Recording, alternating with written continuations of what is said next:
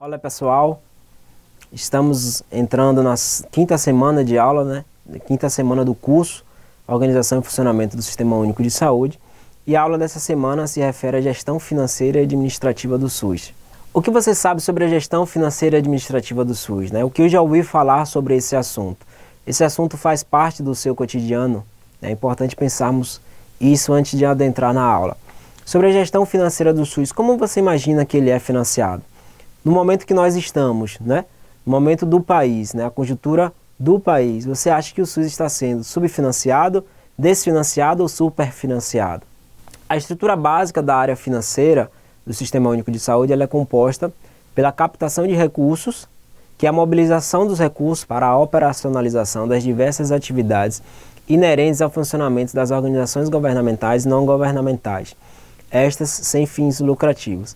É importante a gente entender que captação de recursos não significa só entrada de recursos no fundo de saúde, Captação de recursos também significa mobilizar esses recursos. Alguns recursos podem estar com investimento parado, alguns recursos ou estabelecimentos podem estar ociosos, e isso também pode significar perda de recursos financeiros. Então, mobilizar recursos significa a gente agir, o gestor agir, para que os recursos estejam ativos e possíveis de serem manuseados e financiados.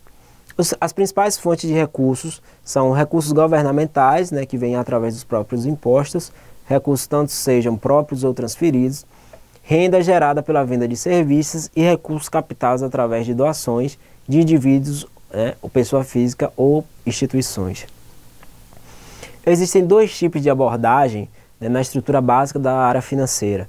A abordagem macroeconômica e microeconômica. A abordagem macroeconômica se refere à entrada dos recursos, que ele é, como já vimos em aulas anteriores, um financiamento tripartite. Os três entes federados têm responsabilidades em financiar o SUS, através da Lei 141 de 2012, ela que regulamenta como cada ente federado vai financiar o Sistema Único de Saúde. A abordagem microeconômica significa a saída de recursos, que são os repasses aos prestadores de serviços, que é o pagamento aos prestadores de serviços do SUS, e gestão dos recursos financeiros, que também significa as transferências fundo a fundo entre os entes federados. Veremos com mais detalhes o que significa essa abordagem macroeconômica.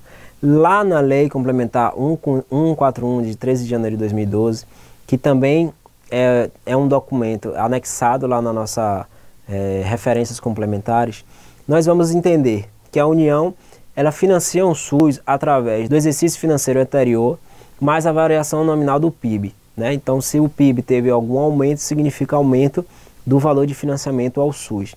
Lembrando que esse valor não pode ser menor do que o valor investido no ano anterior.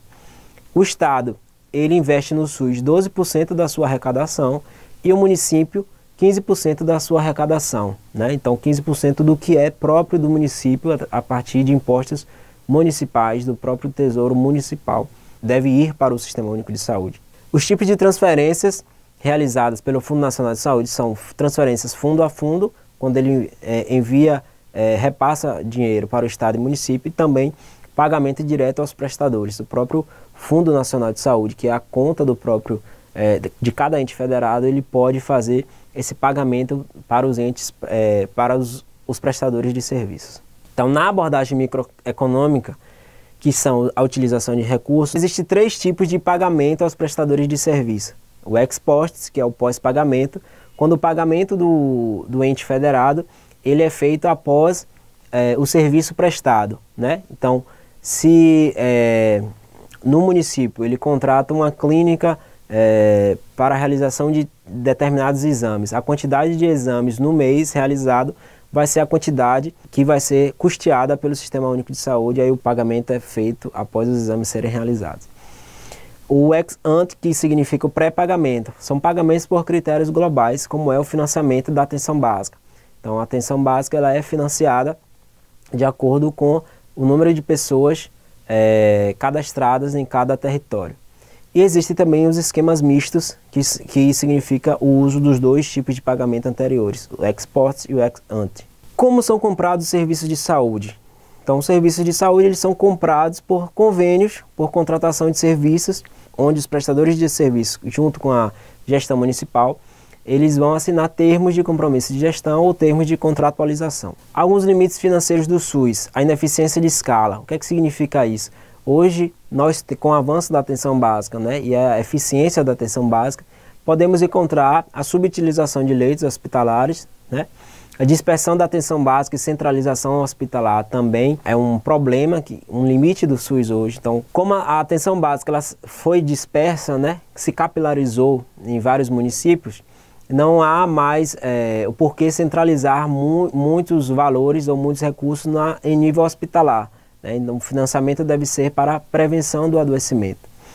Ineficiência alocativa, que é a alocação equilibrada de recursos. Investe-se mais onde se tem menor resposta custo-benefício. Então, isso é um limite do SUS. Nós devemos investir mais onde a resposta de atuação ela é melhor para o Sistema Único de Saúde. Entretanto, os planos privados, como eu já falei, muitas vezes não custeiam procedimentos de alta complexidade e medicamentos de alto custo. Então, isso é um ponto importante. As pessoas que contratam planos de saúde ainda não possuem, ou a maioria das pessoas não possuem a cobertura completa. Somente o SUS que consegue financiar esse acesso aos hospitais, né? Ou acesso aos medicamentos de alto custo. Isso gera uma judicialização da saúde. Então as pessoas acabam entrando por via judicial para ter acesso aos medicamentos de alto custo, por exemplo. Então, falando da gestão administrativa do SUS, as principais funções administrativas são planejamento, organização, direção e controle. No planejamento, nós vamos tomar decisão sobre os objetivos, né, definição de planos para alcançar esses objetivos e a programação de atividades para alcançar esses objetivos. Na organização, recursos e atividades para atingir os objetivos, né, quais as ações para alcançar esses objetivos em cada órgão e cargo. E qual a atribuição de autoridade e responsabilidade de cada órgão, de cada setor do Sistema Único de Saúde.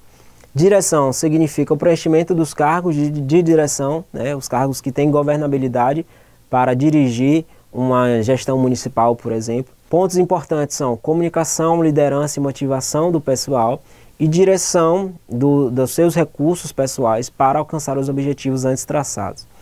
E controle significa a moderação dos padrões necessários para atingir o desempenho, né? Então, como nós vamos moderar, como nós vamos controlar, monitorar os serviços e o funcionamento para alcançar o objetivo antes planejado. Gestão de suprimentos, é importante falarmos disso, que seria a eficiência na compra, distribuição, estocagem, orçamentação, controle e processamento dos insumos. Controle de estoque, é importante que a gente mantenha o estoque sempre funcionante, né? É inadmissível que os setores de saúde, né, estabelecimentos de saúde não atentem para o funcionamento do estoque, né, para o mínimo necessário para a atuação daqueles estabelecimentos de saúde. Controle patrimonial também representa que o gestor ou gestora, ele ou ela precisa dar conta de todos os insumos que existem naquele estabelecimento de saúde, né, no seu município. Controlar todos os bens que têm a durabilidade superior a 2 anos. Então isso é muito comum, que nos espaços de saúde, né, o inventário ele é um método utilizado para administrarmos esses equipamentos, né, os equipamentos, os móveis e material permanente.